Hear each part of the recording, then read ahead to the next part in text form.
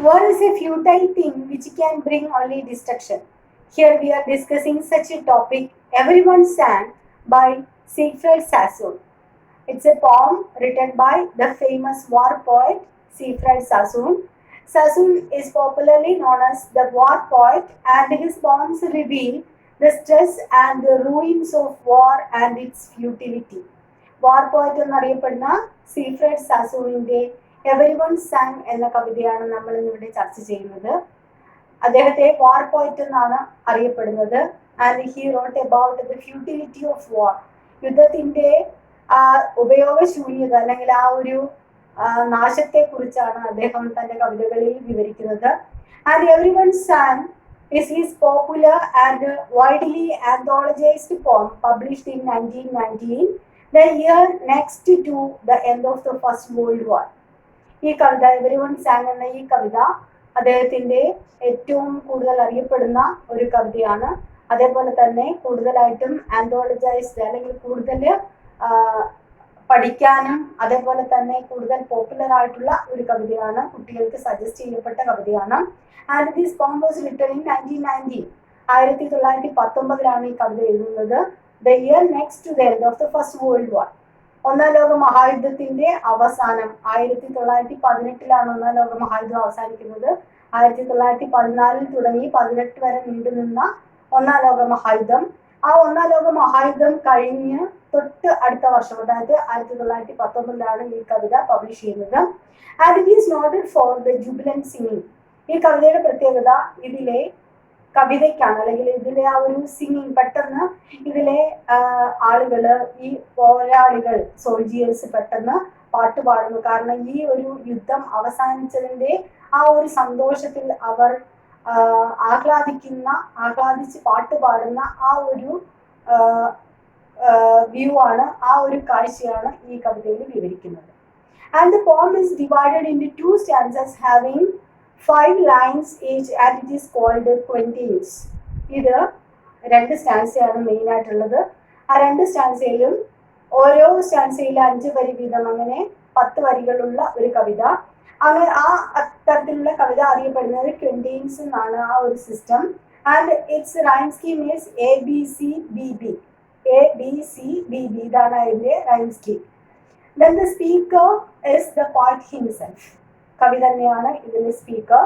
And the poet here's the singing of everyone around him. തന്റെ കവിതയിൽ അദ്ദേഹം എല്ലാവരും പെട്ടെന്ന് പാട്ട് പാടുന്നത് കേൾക്കുന്നു. അതിന്റെ ഒരു റിഫ്ലക്ഷൻ ആണ് ഈ കവിതയിൽ നമുക്ക് കാണാൻ സാധിക്കുന്നത്. Okay, then we can move on to the poem. Everyone sang by Siegfried Sassoon. Everyone suddenly burst out singing and I was filled with such delight. Everyone suddenly burst out singing. Burst out means explode എന്നുള്ള അർത്ഥത്തിലാണ്, പൊട്ടിത്തെറിക്കുക എന്നുള്ളതാണ്.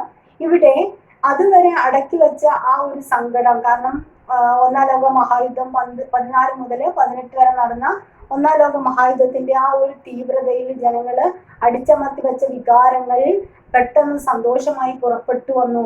And burst out singing, പെട്ടെന്ന് അവർ ആ ആഹ്ലാദം പുറപ്പെടുവിച്ചു, കാരണം ആ യുദ്ധം അവസാനിച്ചതിന്റെ സന്തോഷം. And I was filled with such delight. Delight means happiness. എനിക്കും അത്തരത്തിലുള്ള ഒരു സന്തോഷം ഉണ്ടായി. കാരണം നമ്മൾ പറഞ്ഞു, he is known as the war poet. And as അദ്ദേഹം ഒരു സോൾജിയറും കൂടിയാണ്, അതുകൊണ്ടാണ് അദ്ദേഹത്തിനും ആ ഒരു സന്തോഷം. And as caged birds must find in freedom winging wildly across the white orchards and dark green fields, on and out of sight. ഏതുപോലെയാണ് I was filled with such delight. എനിക്കും അത്തരത്തിലുള്ള ഒരു സന്തോഷം തോന്നി. എത്തരത്തിലുള്ള സന്തോഷം? As prisoned birds. Prisoned birds means caged birds.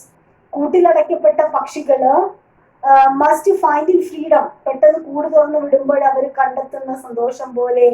വിങ്ങിങ് widely across the white ഓർച്ചാർഡ്സ്. അവര് പെട്ടെന്ന് കൂട് തുറന്ന് വിടുന്ന സമയത്ത് സന്തോഷത്തോടു കൂടി പറന്ന് വൈറ്റ് ഓർച്ചാർഡ്സ് മീൻസ് വിശാലമായിട്ടുള്ള ആ ഒരു ഓർച്ചാർഡ് എന്ന് പറഞ്ഞു കഴിഞ്ഞാൽ ഫ്രൂട്ട് അല്ലെങ്കിൽ ആ ഒരു ഗാർഡൻ, ഫ്രൂട്ട്സ് ഒക്കെ നിറഞ്ഞ ആ ഗാർഡനും കടന്നിങ്ങനെ പോകുന്നു. And dark green fields. പച്ചപ്പ് നിറഞ്ഞ മേടുകൾ താണ്ടി അല്ലെങ്കിൽ പാടങ്ങളൊക്കെ താണ്ടി അവ ഇങ്ങനെ പറന്നു പോകുന്നു. On and on out of sight. അങ്ങനെ പറന്ന് പറന്ന് പറന്ന് പറന്ന് നമ്മുടെ കാഴ്ചയിൽ നിന്നും അപ്രത്യക്ഷമാകുന്നത് പോലെ അത്തരത്തിലുള്ള ഒരു സന്തോഷം എനിക്കും തോന്നി. കാരണം അതുവരെ അടിച്ചമർത്തി വെച്ചിരുന്ന അല്ലെങ്കിൽ അടക്കി പിടിച്ച് വെച്ചിരുന്ന വികാരങ്ങൾ പെട്ടെന്നൊരു അമിതമായ സന്തോഷമായി മാറി. ഏതുപോലെ കൂട്ടിലടയ്ക്കപ്പെട്ട പക്ഷികൾ പെട്ടെന്ന് തുറന്നു വിടുമ്പോൾ അവ നമ്മിൽ നിന്ന് പറന്നകന്ന് പോകുന്നത് പോലെ തോന്നി. അത്തരത്തിലുള്ള ഒരു സന്തോഷം. Next stanza. Everyone's voice was suddenly lifted, and beauty came like the setting sun. My heart was shaken with tears, and horror drifted away. ഇനി എന്താ പറയുന്നത്? Everyone's voice was suddenly lifted. Lifted means heard. ഉയർന്നു, എല്ലാവരുടെയും ശബ്ദം ഉയർന്നു. കാരണം അതുവരെ ശബ്ദം അടിച്ചമർത്തി വെച്ചിരുന്ന അല്ലെങ്കിൽ അടക്കി പിടിച്ച വികാരങ്ങളാണ് ഇവിടെ പറയുന്നത്. അതുവരെ സന്തോഷിക്കാതിരുന്ന ആളുകൾ അല്ലെങ്കിൽ സോൾജിയേഴ്സ് പെട്ടെന്ന് സന്തോഷിച്ചു. And beauty came like the setting sun. And the beauty came, ആ ഒരു സൗന്ദര്യം, ഇവിടെ ബ്യൂട്ടി എന്നത് ദ ഡിലൈറ്റ്, സന്തോഷമാണ്. ആ ഒരു യുദ്ധത്തിന്റെ അവസാനത്തിലുള്ള ആ സന്തോഷം. It came just like the setting sun. അസ്തമയ സൂര്യനെ പോലെയാണ് കടന്നു വന്നത്. ഇവിടെ അസ്തമയ സൂര്യൻ എന്നുള്ളത് ഒരു കോൺട്രാസ്റ്റ് ആണ്. കാരണം അസ്തമയ സൂര്യൻ വളരെ സുന്ദരമാണ്, വളരെ മനോഹരമാണ്. It is very beautiful to see. പക്ഷേ കുറച്ചു നേരത്തേക്ക് മാത്രമേ ആ സന്തോഷം ഉണ്ടാകുകയുള്ളൂ. ആ ഒരു അസ്തമയ സൂര്യന്റെ ആ ഒരു ബ്യൂട്ടി എന്നത് ഇറ്റ് ഈസ് മൊമെന്ററി, വളരെ നൈമിഷികമാണ്. കുറച്ചു നേരം മാത്രം നമ്മൾ നോക്കി നിൽക്കപ്പെട്ടെന്ന് സൂര്യൻ അസ്തമിക്കുന്നത് കാണാം.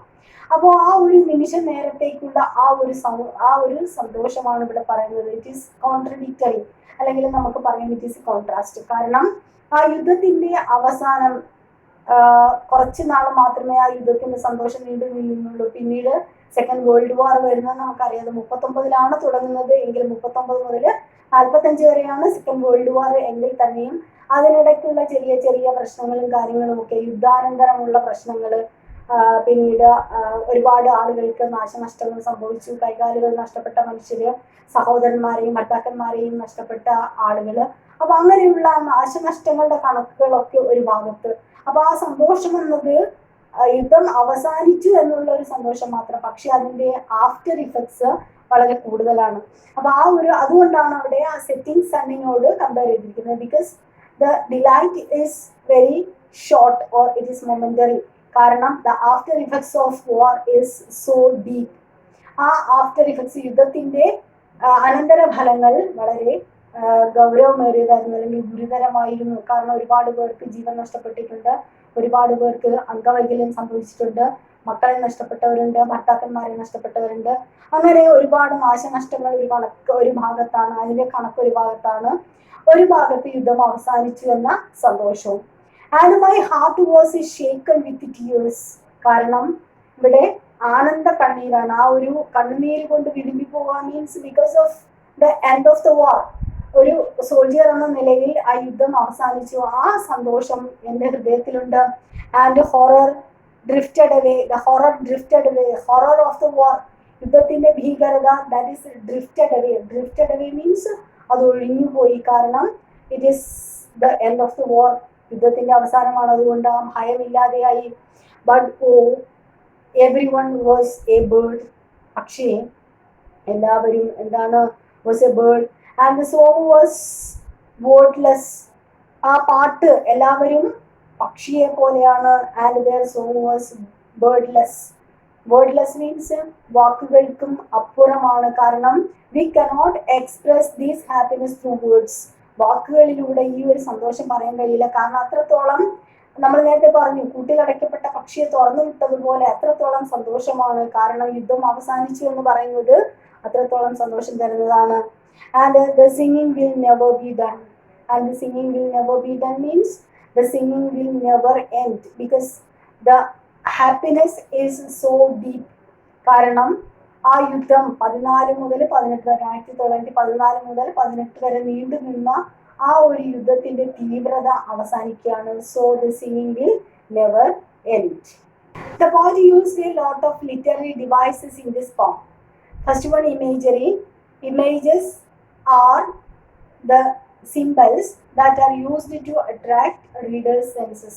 നമ്മളുടെ ഇന്ദ്രിയങ്ങളെ സ്വാധീനിക്കാൻ കഴിവുള്ള പദപ്രയോഗങ്ങളെയാണ് അല്ലെങ്കിൽ ആ പ്രതീകങ്ങളെയാണ് ഇമേജസ് എന്നറിയപ്പെടുന്നത്.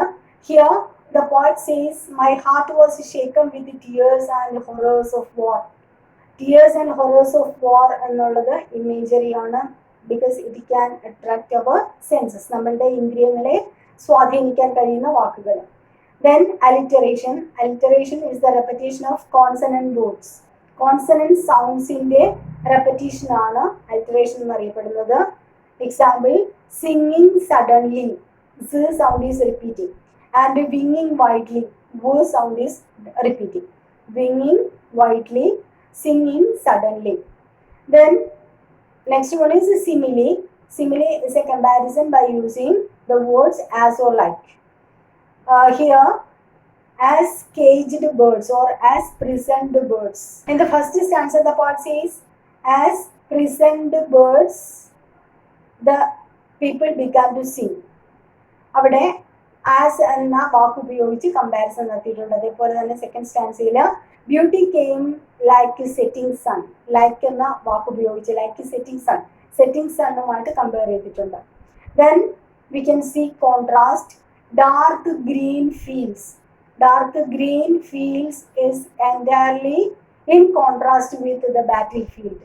ബാറ്റിൽ ഫീൽഡ് യുദ്ധക്കളം എന്നത് അവിടെ തരിശു ഭൂമി പോലെ ആയിരിക്കും, എപ്പോഴും യുദ്ധവും രക്തച്ചൊരിച്ചിൽ, അതേപോലെ വെടിയുണ്ടകളുടെ ഒച്ചയും സൗണ്ടും, അതേപോലെ തന്നെ ചവിട്ടി മെതിക്കപ്പെട്ട സ്ഥലമാണ്. അങ്ങനെ ഒന്നുമില്ലാത്ത ഒരു തരിശുഭൂമിയായിരിക്കും യുദ്ധക്കളം. അതേസമയം ഡാർക്ക് ഗ്രീൻ ഫീൽഡ്സ്, ഈ പക്ഷികൾ പറന്നു പോകുന്ന സ്ഥലം ഡാർക്ക് ഗ്രീൻ ഫീൽഡ്സ് കടന്നിട്ടാണ് അവ നമ്മുടെ കണ്ണിൽ നിന്ന് മറയുന്നതെന്ന് പറഞ്ഞു. So these two places are in contrast with the battle field. Next one is metaphor. Metaphor is also a comparison. Birds singing of their freedom. The poet says that the birds singing of their freedom. അവിടെ metaphor or metaphorical expression ആണ്. Then enjambment. It is a stop before the natural pause. ഒരു natural പോസിന് മുന്നേ, ഒരു natural സ്റ്റോപ്പിന് മുന്നേ ഒരു നിർത്തൽ, അതിനെയാണ് enjoyment എന്ന് പറയുന്നത്. വിങ്ങിങ് വൈഡ്ലി, അവിടെ ഒരു സ്റ്റോപ്പ് ഉണ്ട്, അതിനുശേഷമാണ് അതായത് ഒരു ലൈനിന്റെ നടുക്ക് വരുന്ന പോസേജിനെയാണ് എൻജോയ്മെന്റ് എന്നറിയപ്പെടുന്നത്. ദെൻ സഷൂറ.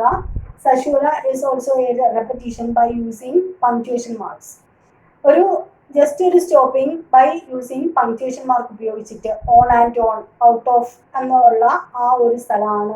അതായത് orchards and dark green fields, on and on, out of sight. On and on എന്നുള്ളത് ഹൈഫണേറ്റഡ് വാക്കാണ്.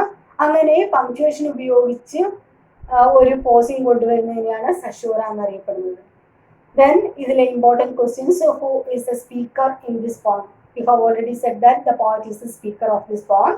Then what is the theme of this poem? Here the theme is relief. Relief from the war. Relief from the First World War. The next one, what is the purpose of the poem? The purpose of the poem is to celebrate the end of the war. Then what is the tone of the poem? The tone of the poem is joy or relief. These are the main points. Hope you enjoyed it. Thank you.